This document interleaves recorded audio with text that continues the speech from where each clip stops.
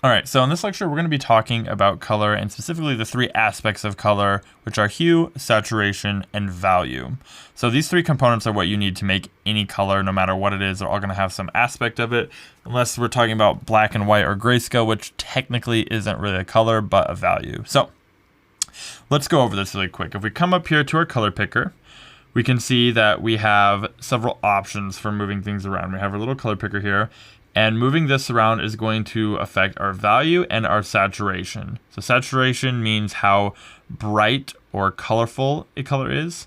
So the less saturated it gets, the more gray it will be and have less color. And the more saturated it gets, the more colorful it will be, the more bright we would consider the color. So at the very top, you have complete total saturation, which is bright, bright red.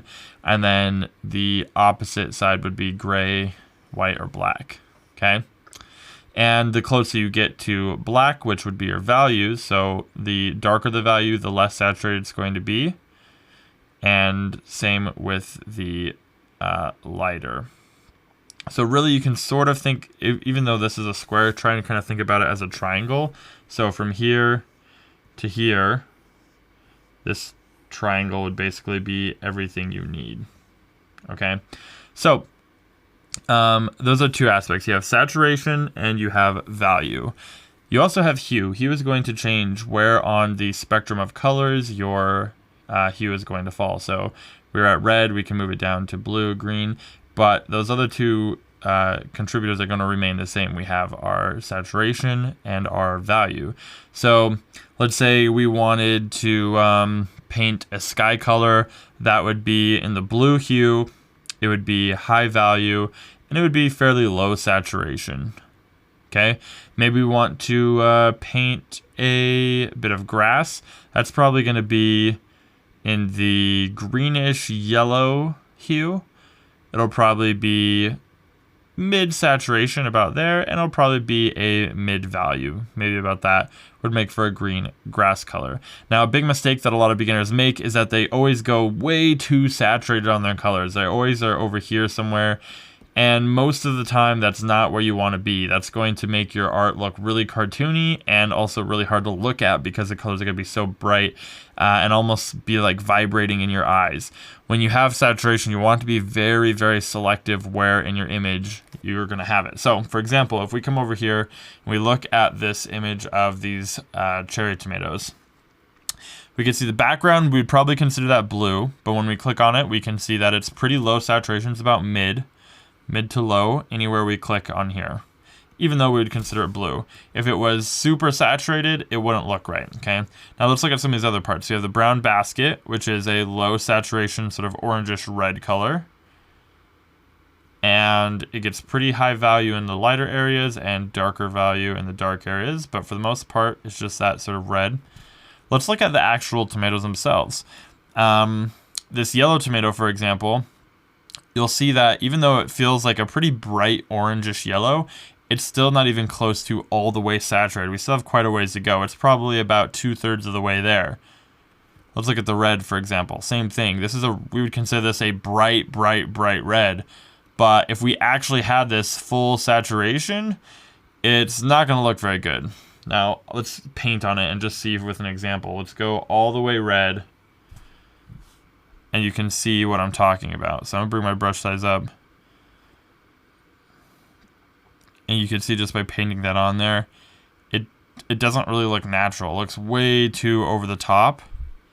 And it's kind of distracting. It doesn't have any sort of sense of realism, and it just really does not sell the image. Our brain can tell that most things aren't that saturated. So let's go ahead and undo that. Some general rules to keep in mind when you're painting is that when you get closer to the shadows, it tends to get more saturated in shadow areas and less saturated in lit areas. So if we look over here, you could see that, for example, the shadow side of this tomato is pretty far over on the saturation if we look at our color picker, but if we go to the light side, it's a lot less saturated, and the closer we get to the highlight, the more desaturated it becomes. Same with the green, very desaturated in the highlight spot, and then much more saturated in the shadow spot. You can see even this green, which is a very strong green, it's not even halfway there on the saturation scale. It's more towards the left of our color picker. But those leaves down here, these are really green. barely even past half. Maybe we can get a little darker. Yep, even the most saturated areas don't even go past that halfway point. Now, because of the way our brains work, we look at this and we see the contrasting colors between the red and the green, and it appears to be way more saturated than it actually is, and you can use that to your advantage. Just make sure that when you're painting, you try and err on the side of caution and have a little less saturation than you might think you need until you get a good hang of it. Let's look at some other images here. Now here's an image that overall is pretty desaturated. We can look at the sky, it's almost all the way gray. We look at the water, greenish blue, almost all the way towards gray. The reflection in the water has a subtle hint of green, but it's almost all the way gray. Now notice that looking at all of these colors, you could tell that the sky is blue. You could tell that the water reflecting the sky is blue. You can tell that sort of shadow is a brownish green. If we come over here to the mountainside that's kind of in the distance, that's sort of a bluish green gray. Thing is, our minds are really, really good, and our eyes are really good at picking up very subtle variations in color. So even though that this scene is almost completely gray when we look at our color picker, nothing really gets very far past the far left side of our saturation scale. Almost everything in the scene, if you watch the color picker as I'm moving my eyedropper tool around, it's completely desaturated. It's almost gray. Yet despite that, we're able to pick out all sorts of different colors in this scene. So when you're painting something, even if you're thinking you want it to be a colorful scene, that doesn't mean you have to go full saturation on everything. Our brains can pick up very small variations in the hue of something, and you can use that to your advantage while being able to create something really cohesive. So probably, let's come over here to this rock. This rock is definitely the focal point, and it's probably going to have our highest saturation.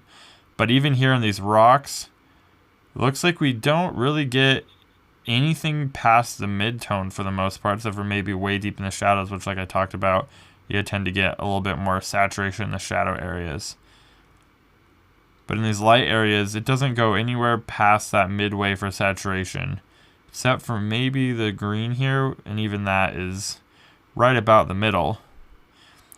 Which is surprising, because looking at this, you would think that that's a really saturated green, that's a really bright green, but when we actually compare it, it's right about in the middle.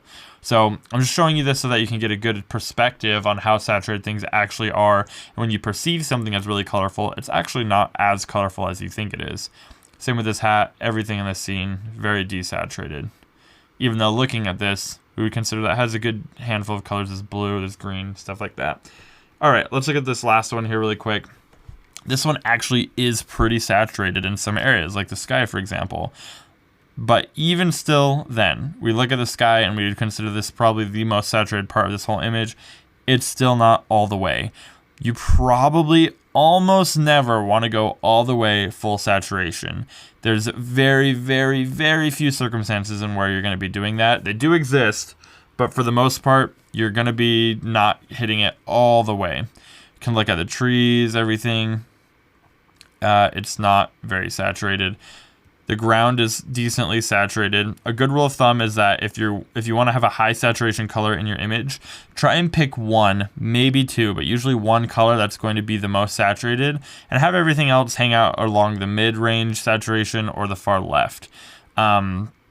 That's a good rule of thumb so that you don't have extremely saturated colors competing with each other for the viewer's attention, which can be really distracting, and it helps draw the focal point of your image. So for this one, the sky is definitely the most saturated part, and then everything else is about mid-tone or less, including the green and the red sand.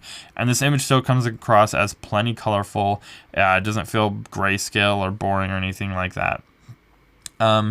So there's that to take into account. Like I said, the hue is going to change as well. One last thing I want to talk about with the hue is that hue oftentimes is going to be relative to what other colors are near it. So for example, if we look at this palm leaf, it looks like it's yellow. It looks like yellow-green, but we can see it's actually orange when we color pick it.